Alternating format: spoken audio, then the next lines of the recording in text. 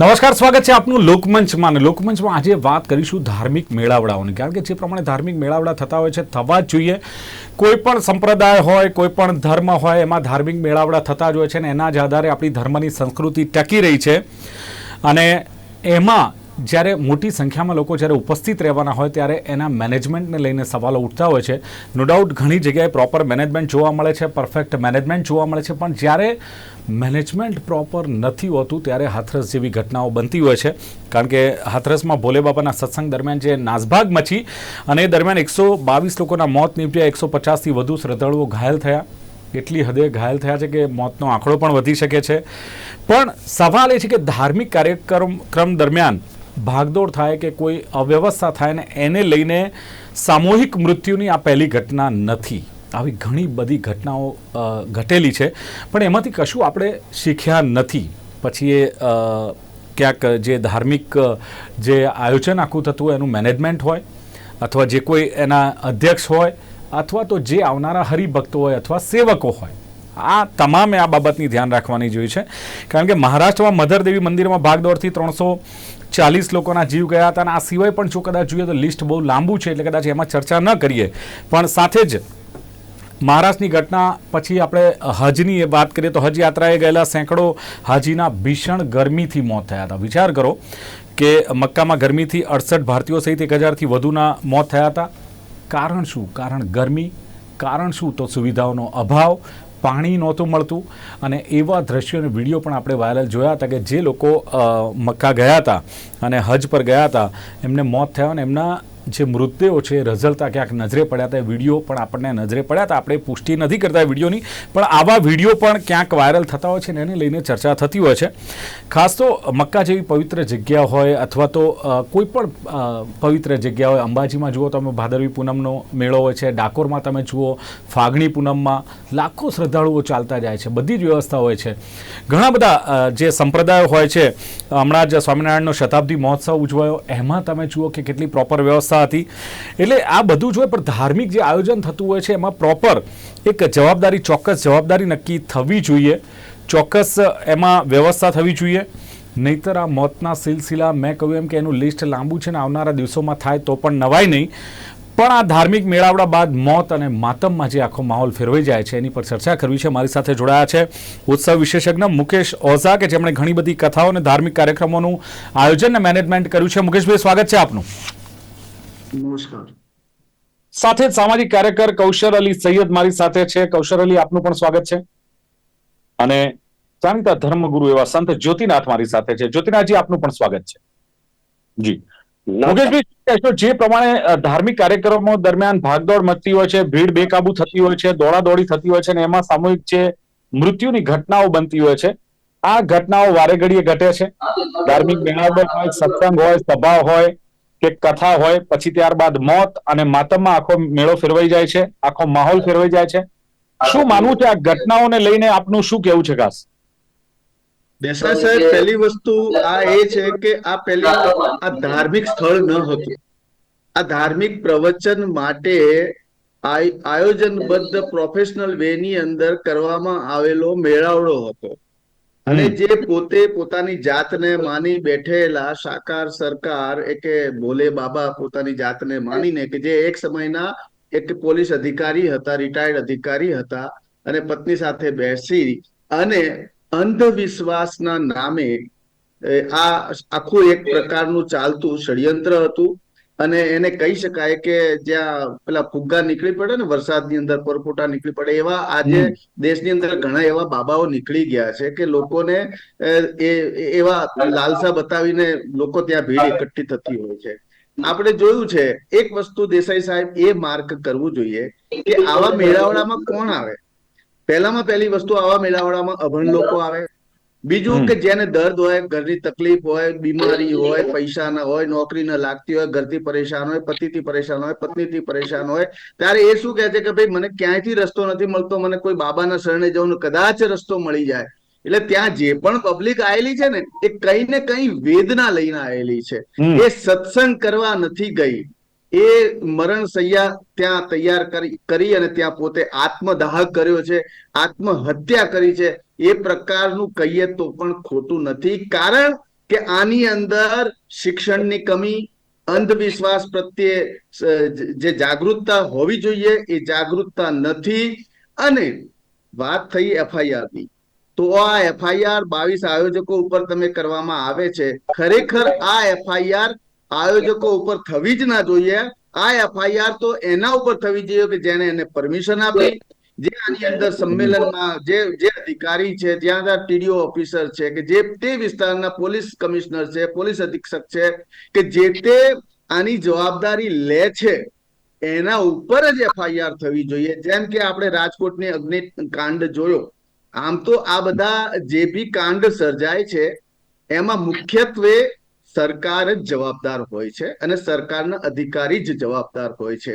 કારણ કે અગ્નિકાંડ થવો કે ધાર્મિક સ્થળમાં આ દોડધામ મચવી કે મંદિરના મેળાની અંદર ભીડમાં કોઈ બોમ્બની અફવાથી એવી આ બધી જે ઘટનાઓ ઘટે છે એની પાછળ વ્યવસ્થાનો ભાગ હોય છે. હવે વાત રહી વ્યવસ્થાની, તો કોઈ પણ એક આયોજન કરવું હોય તો એની આમને આ પ્રોગ્રામની અંદર 3 કલાકની અનુમતિ આપવામાં આવેલી હતી પ્રોગ્રામ માટે. હવે મને નવાઈ એ લાગે છે કે જ્યાં તમે માણસ 1 થી 1.5 લાખ 2 લાખ માણસો ભેગા કરવાની વાત કરો છો અને 3 કલાકમાં પ્રોગ્રામ કરીને સમેટી લેવો, હાઉ ઇટ ઇઝ પોસિબલ? ત્યારે આવા નિર્ણયો, આવી પરમિશન આપી કોણે? અચ્છા, આવી પરમિશન આપી હોય 50,000 જેવી મેદની હોય તો સરકારનું અડધું તંત્ર ત્યાં કામે લાગી જતું હોય છે. આપણે ચૂંટણીમાં જોઈએ 10, 20, 25,000ની પબ્લિક હોય છે તો ત્યાં તમારે 200-300 પોલીસની ગાડીઓ હોય છે, પાણીની ટેન્કરો હોય છે, ટોયલેટની વ્યવસ્થા હોય છે, અને રસ્તા અંદર તમારા મેનેજમેન્ટ કે ભાઈ અહીંયાથી 500 મુકેશભાઈ ચલો, એ તો લોકતંત્ર છે અને લોકશાહીનું પર્વ છે, પણ મારો સવાલ એ છે કે પરમિશન મળી ગઈ ન કરવી એ એના માટે આયોજકો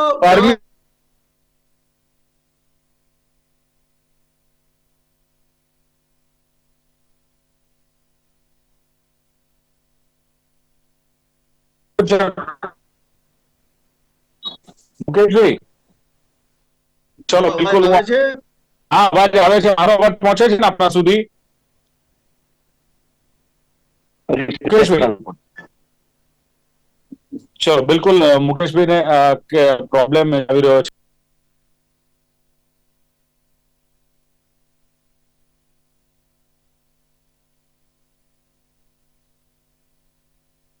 બરાબર છે, પણ આખું એક આયોજન ધાર્મિક મેળાવડાનું થતું હોય એની પાછળ તંત્ર કે ત્યાંના સ્થાનિક જે આયોજકો છે એમણે પણ પ્રોપર વ્યવસ્થા રાખવી જોઈએ. કેટલી જનમેદની આવવાની છે એના માટે કયા પ્રકારની વ્યવસ્થા થવી જોઈએ, ભીડ ન થાય એના માટે શું કરવું જોઈએ, અને સ્વયંસેવકો રાખવામાં આવતા હોય છે, તો શું આમાં આયોજકોની જવાબદારી નથી? આયોજકોની જવાબદારી 100% મુકેશભાઈ જે કહેતા હતા તે વાત બી જરૂરી છે. આજે દિલીપભાઈ, જયારે કોઈ બી પ્રોગ્રામ રાખવામાં આવે તો સરકાર તરફથી કોઈ પણ જાતના 32 જાતના ચેકલિસ્ટ આપવામાં આવે. તે ચેકલિસ્ટ પૂરા કરવા પડે. હવે તેને ચેક કરવા એ લોકો આવે, ત્યાર પછી પરમિશન મળતી હોય. અહીંયા તો ચેકલિસ્ટ પૂરા જ નહીં થયા હોય અને આપી દીધું, કારણ કે એક જ ગેટ હતો એક્ઝિટનો. એન્ટ્રી એક્ઝિટના 2 ગેટ હોવા જોઈએ. તેની અંદર પાછી એક બહુ મહત્વનું પાસું છે કે ત્યાં ગાડી એક વ્યવસ્થા હોવી જોઈએ, તે પણ નથી. આ આખી વસ્તુ અને બાયફર્ગેટ કરવી પડે પબ્લિકને, કે અમુક પબ્લિક આવી રીતે બેસશે, અમુક પબ્લિક આવી રીતે બેસશે. સ્વયંસેવકોની એવી વ્યવસ્થા આખી બતાવવી પડતી હોય છે. આવું ક્યાંય કશું જ નહોતું. મુકેશભાઈ બહુ સરસ કીધું કે ગરીબ વર્ગ, મધ્યમ વર્ગ, જરૂરિયાતમંદ વર્ગ તકલીફ ત્યાં ગયા હશે. જે લોકો ને ઘણી વખત એમ કહે કે ગ્રામ્યની વસ્તી હશે અને તે અંધશ્રદ્ધાથી દોરાઈને ગયા છે, અહીંયા મોક્ષની વાત કરતા હતા બધા અને મોક્ષ પ્રાપ્તિ થઈ ગયા. એટલે આ એકચ્યુઅલી ખરેખર જવાબદાર આયોજકો બહુ મોટા પાયે છે અને તેના માટે બહુ જ વ્યવસ્થિત રીતે કહું કે સરકાર પણ જવાબદાર એટલી જ કહેવાય, કારણ કે સરકારે પણ તેની અંદર જે કંઈ ધ્યાન આપવું જોઈતું હતું તે નથી આપ્યું. બધાએ ધ્યાન આપવું જોઈએ. Everybody is required to be attention. એટલે દરેકે પોતાનું ધ્યાન આપવું જોઈએ, દરેકે પોતાની સેફટી કૌશલતા જોવી જોઈએ. જ્યોતિનાથજી, જે પ્રમાણે આપણે અંબાજીમાં તમે જુઓ ભાદરવી પૂનમનો મેળો છે, લાખો ભક્તો ત્યાં આવતા હોય છે. દ્વારકામાં પણ તમે જુઓ કે દર પૂનમે લાખોની ભીડ હોય છે. ડાકોરમાં ફાગણી પૂનમે લાખો પદયાત્રીઓ જતા હોય છે. રથયાત્રા હોય, તાજિયાનું જુલુસ હોય, આમાં પ્રોપર વ્યવસ્થા દેખાય છે. ઇવન જે શતાબ્દી મહોત્સવ હતો સ્વામિનારાયણનો સંપ્રદાયનો, એમાં પણ તમે જુઓ કે પ્રોપર મેનેજમેન્ટ હતું. એવું મેનેજમેન્ટ, અચ્છા તમે જુઓ કે હજ મોટા મોટી યાત્રા છે મુસ્લિમ બિરાદરો માટે, તો ખાસ એક આ પવિત્ર યાત્રા છે ને દરેક મુસ્લિમને એક એવું હોય કે આ યાત્રા મતલબ હજ પડવા મારે જવું જોઈએ, એક તમન્ના હોય છે, નથી જઈ શકતા એ વસ્તુ અલગ છે. આવી જગ્યાએ પણ 1000 માણસના મૃત્યુ થાય ને એ પણ ગરમીથી, પાણીના અભાવે તરફડીને મોતને ભેટે. આમાં બેઝિકલી મૂળ વાત એવી છે કે સેફ્ટી પ્રિકોશન જે પ્રમાણે જ્યાં જ્યાં બી લેવા પડ્યા હોય તે નથી લેવાયા. હજની વાત કરો તો ત્યાં આગળ રહેવાની વ્યવસ્થા ટેન્ટમાં કરવામાં આવે છે. હવે તમે સમજો કે આ ગરમીના દિવસોમાં ટેન્ટમાં રહેવાનું હોય તો કેવી રીતે રહી શકે વ્યક્તિ? પાણીનો બી શોર્ટેજ ત્યાં આગળ હોય છે જ આમ તો, પણ વધારે પડતી શોર્ટેજ થઈ ગઈ કારણ કે ઓવર ક્રાઉડેડ થઈ ગઈ. એની લિમિટ હોય છે કે આટલા જ માણસોને રાખવાના, લિમિટ પણ એક્રોસ થઈ હતી. અને બીજું કે નથી પડતી તેવી ગરમી આ વખતે પડી, કુદરતનો પ્રકોપ હતો, એટલે નોન બેરેબલ કન્ડિશન ઉભી થઈ. એટલે હજમાં પણ જે થયું તે એકચ્યુઅલી તંત્રએ તો ધ્યાન આપવું જ જોઈએ, હું તો એવું માનું છું. ત્યારે તમે કોઈને બોલાવો છો, યાત્રા સ્થાને બોલાવો છો, પછી હિન્દુસ્તાન હોય કે અમેરિકા હોય કે મક્કા હોય, તે દરેક જગ્યાએ પોતે બોલાવનાર વ્યક્તિ હોય કે બોલાવનાર સંસ્થાએ કે બોલાવનાર ધાર્મિક સંસ્થાએ પોતે પોતાની વ્યવસ્થા પૂર્ણતઃ કરવી જ જોઈએ. કારણ કે કુદરતને તમે કોણ આંબી શકો? આજે ટીઆરપી જો 4 વર્ષ ચાલ્યું, કોઈને ખબર બી ના પડી, હરગ્યું ત્યારે દુનિયાને ખબર પડી. કારણ કે આ બધા ક્યારે આવશે તેની કંકોત્રી નથી હોતી, એના જન્માક્ષર બી નથી હોતા, એ ગમે ત્યારે આવી. બિલકુલ બિલકુલ. કૌશર અલી સૈયદ, જે પ્રમાણે ધાર્મિક મેળાવડાઓ થાય છે, ધર્મની જગ્યા હોય, દર્શન હોય, આસ્થા હોય, બધું જ હોય છે, પણ જ્યારે આવી ઘટનાઓ ઘટતી હોય છે ત્યારે સવાલ ઉઠે છે કે તંત્ર શું કરતું હતું, અથવા સવાલ ઉઠે છે કે મેનેજમેન્ટ શું કરતું હતું. આટલી જ પબ્લિક આવવાની હતી, એની જગ્યાએ ઓવરક્રાઉડ થઈ ગયું, આ પરિસ્થિતિનું નિર્માણ થયું. તો આપનું શું માનવું છે કે આ બધી જ જે ઘટનાઓ થાય છે, હજમાં જે ઘટના થઈ, મક્કામાં ઘટના થઈ, માની લો હાથરસમાં જે ઘટના થઈ, અન્ય ઘટનાઓ પણ મેં કહ્યું તેમ કે મહારાષ્ટ્રમાં મંદાર દેવી મંદિરમાં 340 લોકોના જીવ ગયા હતા, આની પાછળના પ્રોપર કારણો આપને શું લાગે છે? હું પર્ટિક્યુલર હાથરસનો જે બનાવ છે એના ઉપર પોતાની વાત મૂકવાની કોશિશ કરીશ. એકચ્યુઅલી આ દેશની અંદર જે મારા મિત્ર સૌથી પહેલા જે ઇવેન્ટ મેનેજમેન્ટનું કામ કરે છે, એમણે સરસ વાત કરી.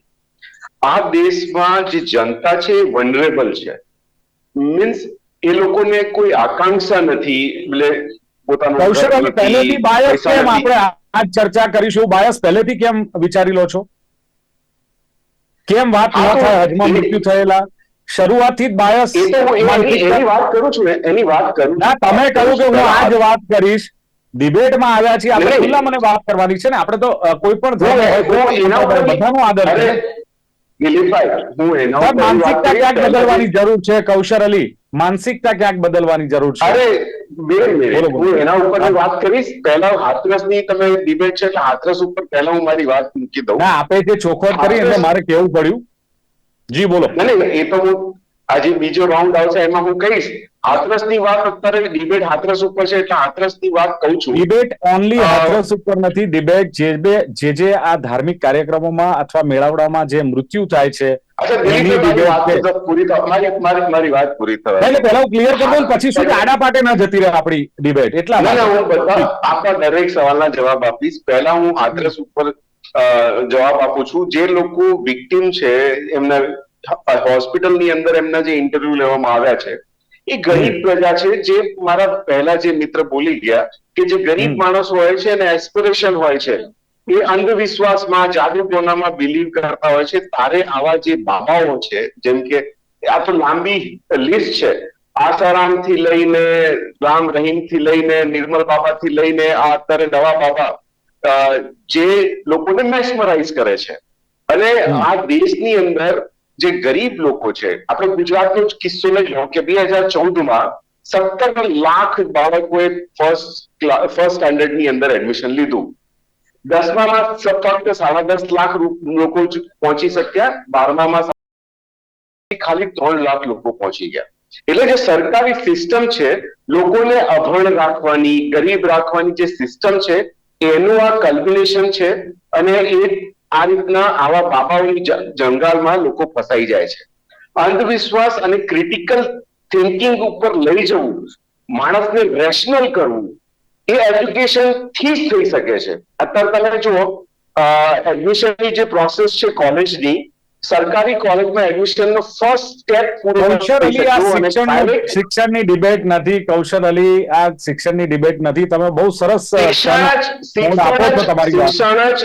શિક્ષણ જ અંધવિશ્વાસ અને જાદુટોણામાંથી હવે સ્પષ્ટતા કરું, આમાં આ જે બાબા છે કૌશલ અલી, એના સેવકો અથવા એના ભક્તો આઈએએસ ને આઈપીએસ હતા. એક મિનિટ સંજોતીનાથ, હું એમને ક્લિયર કરું, આઈએએસ ને આઈપીએસ પણ હતા એમના સેવકો. ક્લિયર? અરે તો આસારામના તો સૌથી મોટા ભક્ત નરેન્દ્ર મોદી હતા. એની વાત નથી કરતો. છોડો દિલીપ, હું એની વાત નથી કરતો. જે માનસિકતા છે ને, ફક્ત અભણ લોકો નથી હોતા અંદરથી વિશ્વાસ સાથે જોડાયેલા. આપણે ઢીંગલી બાબામાં પણ જોયું કે ઘણા ઢીંગલી માતા જોયું કે બહુ જ્યોતિ મહારાજ, હું એ જ કહું છું, આપની વાતને હું પુરાવું છું. અરે સત્ય સાંઈ બાબાના તો ભક્ત સચિન તેંડુલકર હતા, પણ સૌથી વધારે જે ભક્ત અને અંધભક્ત બનાવવાની જે પ્રોસેસ તમે ક્યાં શિક્ષણમાં પહેલા ધોરણમાં અને 10મા ધોરણમાં અને 12મા ધોરણમાં લઈ ગયા, એટલે ક્યાંથી ક્યાં આપણી ડિબેટ જઈ રહી છે, એટલા માટે મેં આપને કહ્યું. અરે તો હું એ જ કહેવા માંગુ છું કે ભારત સરકારની જે સિસ્ટમ છે એના કારણે જ આવી પરિસ્થિતિ ઉત્પન્ન થાય છે.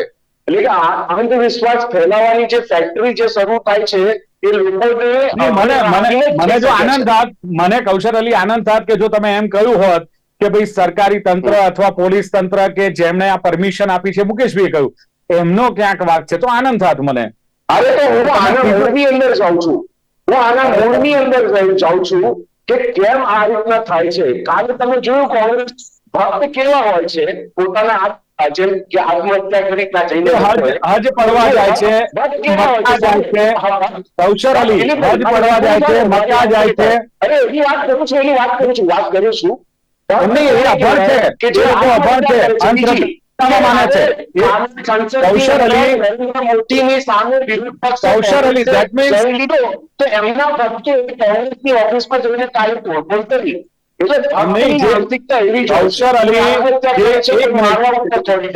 લોકો હજ પડવા જાય છે, જે લોકો મક્કા જાય છે, એ પણ અંધશ્રદ્ધામાં રાખે છે, એ બધા જ અભણ છે. જો એ પણ ધર્મમાં માને છે ને. જો હું એની વાત અલગ કરું છું, આમ તો જો આપણે સૌરાષ્ટ્ર એ વખતે અલગ વાત કરું છું. સાંભળો ને, રામકથા જે કરે છે સૌરાષ્ટ્રની અંદર પેલા મહારાજ, શું નામ એમનું ભૂલી ગયો છું, જે બી હોય સેમ જ છે. એમના કથાની અંદર લોકો જાય છે તો એ અંધશ્રદ્ધામાં નથી જતા, એ ભક્ત ભાવમાં જાય છે. અંધશ્રદ્ધા અને ભક્તિ બંને અલગ વસ્તુ છે. અને બનાવ જે હોય છે ને એ અકસ્માત બી હોય છે, બિબરદારી બી હોય છે. હજની અંદર જે ગરમી પડવાથી લોકો મરી ગયા એ અકસ્માત છે, એ વિદેશ સાઉદી અરેબિયાની બેદરકારી બી છે. પણ ત્યાં 20 લાખ લોકો જાય છે અને 20 લાખ લોકોમાં 20-25 વર્ષમાં એક વખત કુદરતી આફતથી બનાવ બને છે અને એમાં સાઉદી સરકારની બેદરકારી છે કે ભાઈ તમે અગર 20 લાખ લોકોને બોલાવશો તો 20 લાખ લોકો માટે તમારી વ્યવસ્થા કરવી જોઈએ. અને હજ તો ખાલી 5 દિવસનો હોય છે, પણ લોકો ત્યાં 20-25 દિવસ રોકાય છે. સાઉદી અરેબિયા અને ગલ્ફમાં રહેતી કન્ટ્રી વાળા 5 દિવસનું હજ કરતા હોય છે. જે આવેલા લોકો કરે છે, કોઈ પણ ધર્મના લોકો હોય ફોલો કરે છે, એમણે પણ આંધળું અંધશ્રદ્ધા કે અંધશ્રદ્ધા બ્લાઇન્ડ ફોલો ના કરવું જોઈએ. Blind follow. મુકેશભાઈ, આપનું શું માનવું છે કે આવી જે ઘટનાઓ બનતી હોય છે, જવાબદાર ક્યાંક એ લોકો પણ છે કે જે લોકો કદાચ અંધશ્રદ્ધામાં જાય છે અથવા દુઃખ દર્દ પોતાનું લઈને જાય છે, મારા ઉદ્ધારક આ જ છે, હું ફલાણા સ્થળ પર જઈશ તો જ મારું આ કામ થશે. આવા લોકો જ આનો ભોગ બનતા હોય છે ને, એને જ લઈને આવા બાબાઓ હોય કે આવા કોઈ પણ ધાર્મિક સ્થળો હોય એ વધારે લોકો જવા માટે પ્રેરાય છે. ચોક્કસ. મારું કહેવું એ છે કે હિન્દુ, મુસ્લિમ, શીખ, ઈસાઈ દરેક ધર્મની અંદર આવા બાબાઓ છે, પહેલી વાત તો. બીજી વસ્તુ કે આવી જે ઘટનાઓ ઘટતી હોય છે એની પાછળ ધર્મનું આંધળું અનુકરણ એ ખૂબ જ મોટું જવાબદાર છે. કારણ કે તમે જુઓ, જેમ હમણાં અગાઉ વાત કરી કૌશલ અલીભાઈ સાહેબે મક્કાની વાત કરી, મક્કાની અંદર આનો આખો રિપોર્ટ મેં સ્ટડી કરેલો છે સાહેબ.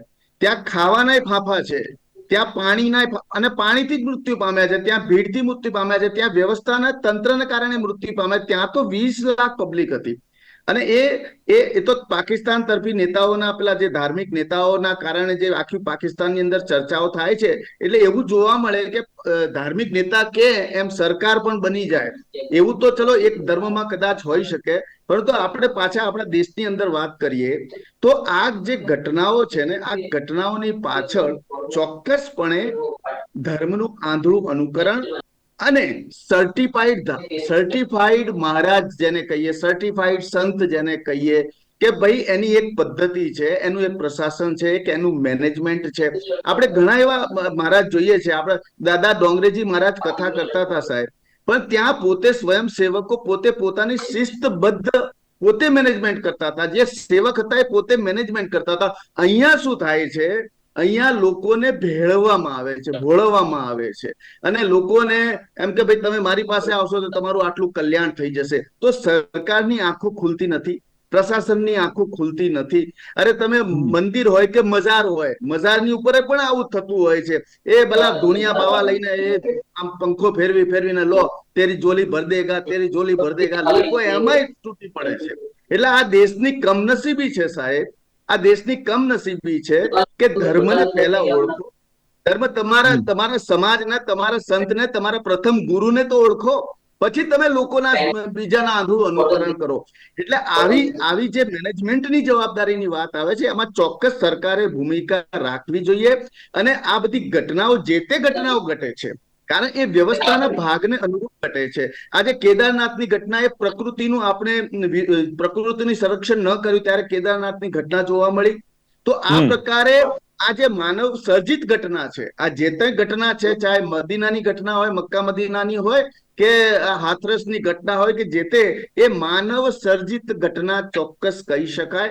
હવે એની પાછળ નેતાઓ, અહીંયા આ હાથરસના બાબાની આગળ અખિલેશ યાદવનો પણ મેં ફોટો જોયો છે.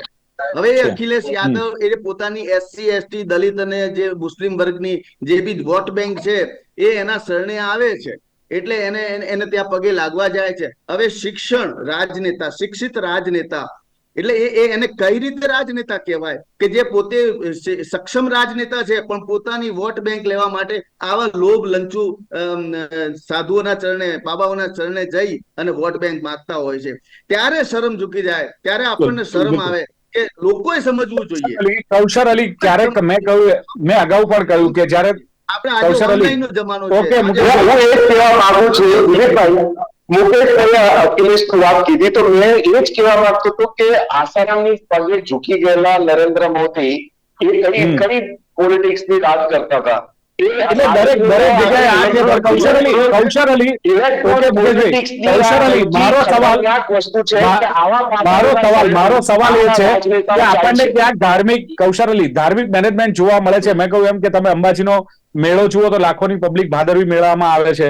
મેં કહ્યું એમ કે સ્વામિનારાયણ સંપ્રદાયનું જે આખું એક મેનેજમેન્ટ હતું એમાં તમે જુઓ તો સ્વામિનારાયણ સંપ્રદાય કરતા બી મોટી વાત કહી દઉં કે રાજકોટની અંદર થયેલું ક્ષત્રિય સંમેલન, સાહેબ ટીટુભાઈના ઈંડા બી ન નુકસાન થયેલું ધ્યાન આપેલું છે લોકોએ. પણ સાહેબ એ ધાર્મિક નહોતું. પણ કૌશર અલી સૈયદ, આવા ધાર્મિક જે મેળાવડા થતા હોય, હું આવું જ્યોતિનાથજી આવા ધાર્મિક મેળાવડા થતા હોય એમાં પ્રોપર મેનેજમેન્ટની જરૂર ખરી ને એમાં આપણી જવાબદારી કેટલી, જે લોકો ત્યાં અંધ થઈને જાય છે કે અભણ થઈને જાય છે?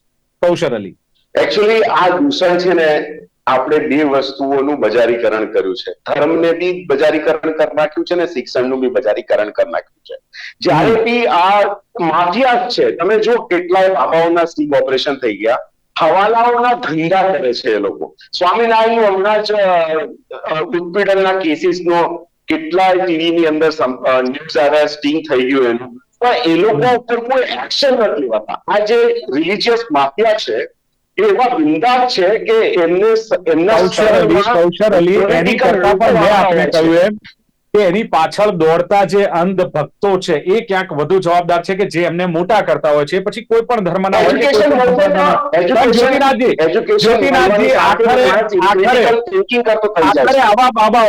આવા બાબાઓ તમે જુઓ કે આ ભોલેનાથ બાબાની વાત કરો તો યૌન શોષણમાં એ પીડિત છે, જેલમાં જઈ આવેલી વ્યક્તિ છે, પોતાના આશ્રમમાં સગીરા એટલે કે જે રાખતા હતા, છોકરીઓ રાખતા હતા, આવા બાબાઓ અને જેને અંધ ભક્ત કહીએ, જે એને ફોલો કરે છે, આ બધું અટકશે ક્યારે?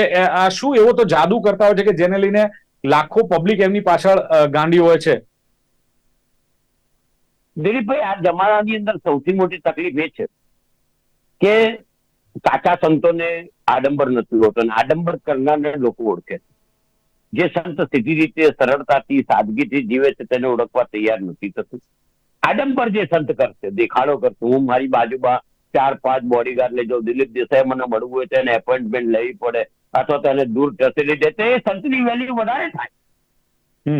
સીધો સાદો અને સાચી રીતે લોકોને જ્ઞાન આપતા સંતની વેલ્યુ નથી થતી. આ એક જગ્યાએ નથી, આ બધી જગ્યાએ છે. આ બધી દરેક ધર્મમાં દરેક જગ્યાએ છે. એટલે આ મૂળભૂત લોકોએ પોતાની માનસિકતા સુધારવી છે. ચલો, બિલકુલ. એનાથી આકર્ષિત થાય. માનસિકતા લોકોએ પણ ક્યાંક બદલવાની જરૂર છે. મુકેશભાઈએ કહ્યું એમ કે આ તો કોઈ ધર્મસ્થળ હતું જ નહીં અને પ્રોફેશનલ મેળાવડો હતો. અંધવિશ્વાસના નામે ષડયંત્ર થાય છે અને આખરે એમણે કહ્યું તેમ કે ક્યાંક જે લોકોને એમ હોય છે કે મારું દુઃખ દર્દ આ જ ફલાણી વ્યક્તિ જ દૂર કરશે અથવા આ ધર્મસ્થાન પર જવાથી જ મારા જીવનનો ઉદ્ધાર થઈ જશે, જ્યાં સુધી લોકો આને માનતા રહેશે ત્યાં સુધી આવી ઘટનાઓ ઘટવાની ભીડ પણ જામશે અને બધું જ થશે. પણ જ્યોતિનાથજીએ કહ્યું એમ કે ક્યાંક એન્ટ્રી ને એક્ઝિટ એ 2 પ્રકારના જે ગેટ હોવા જોઈએ એ નહોતું. ઇમરજન્સી એક્ઝિટ નહોતી. વાત મોક્ષની હોય તો ખરેખર આ લોકોને મોક્ષ મળી ગયો એવી એક ઘટના છે.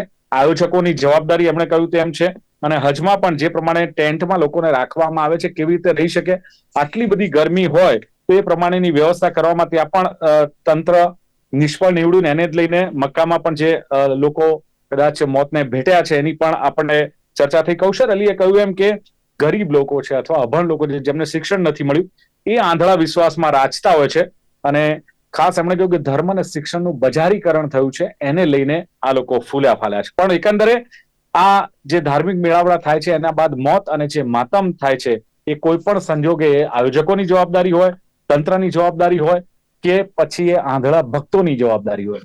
આ જવાબદારી સમજીને આ બંધ થાય એ જ અપેક્ષા સાથે ચર્ચાનું સમાપન કરીએ છીએ. મુકેશ ઓઝા, કૌશર અલી, સૈયદ, સંત જ્યોતિનાથ ત્રણે જોડાયા. ખૂબ ખૂબ આભાર.